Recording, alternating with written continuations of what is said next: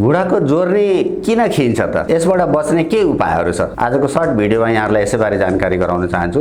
नमस्कार, म professor doctor Suresh Pandey पुरानो मेडिकल कलेजमा हाड जोर्नी विभागमा विभागीय प्रमुखको रूपमा कार्यरत छु। घुँडा खिने समस्या एकदमै कमन हो। सबै जोर्नीहरू उमेर अनुसार खिन्छ, त्यसमध्ये घुँडा विशेष रूपमा खिन्छ किनभने यसमा धेरै लोड पर्छ। यसमा खिने कारणहरूमा धेरै छन्। अब हाम्रो जनजीवनमा कमन कारणहरू भनेको घुँडामा चोट लागेर त्यसको एउटा मेनिस्कस भन्ने झिल्ली हुन्छ त्यो च्यातियो भने, लिगामेन्ट हुन्छ जसले घुँडामा नट बोल्टको काम गर्छ त्यो च्यातियो भने, कुनै चोटपटक लागेर घुँडाको कार्टिलेज हुन्छ जुन कुरकुरे हड्डी हो जसले लुब्रिकेन्टको काम गर्छ हाम्रो जोर्नीहरूमा, त्यो ड्यामेज भएर गयो भनेदेखि, घुँडामा कुनै कारणले इन्फेक्सन भयो भनेदेखि, ट्युबरक्लोसिस जस्तै छातीको टिबी हुन्छ, घुँडाको पनि टिबी हुन्छ र अरू खिने रोगहरू हुन्छ जस्तै कमनली आर्थराइटिस भयो, बाथहरू हुन्छ, र्युमाटोइड आर्थराइटिस, एङ्कालोजिङ, यी सम्पूर्ण कारणहरूले गर्दा घुँडाको जोर्नी खिने गर्छ।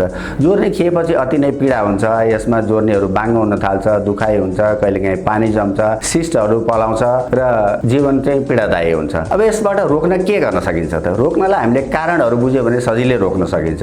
घुँडाको स्टेबिलाइज गर्ने हाम्रो वरिपरिको मसलहरू हुन्छ, मासु मांसपेशी, त्यसको एक्सर्साइज गरेर घुँडालाई सपोर्ट बलियो पार्ने र भित्रका स्ट्रक्चरहरू लिगामेन्ट, मेनिस्कस, कार्टिलेजको जुन इन्जुरी हुन्छ सही टाइममा प्रपर ट्रिटमेन्ट गरियो भनेदेखि र यदि कसैलाई बाथ, विभिन्न कारणका बाथहरू हुन्छन् विभिन्न थरीका, ती बाथहरूलाई अगाडिकै अर्ली अवस्थामै सही उपचार गरियो भनेदेखि अवश्य पनि यो खिनबाट धेरै हदसम्म रोक्न सकिन्छ। यी र यस्तै जानकारी अथवा सेवा परामर्शको लागि पुरानो मेडिकल कलेजको हाड जोर्नी विभागमा यहाँहरूले सम्पर्क राख्न सक्नुहुन्छ। धन्यवाद।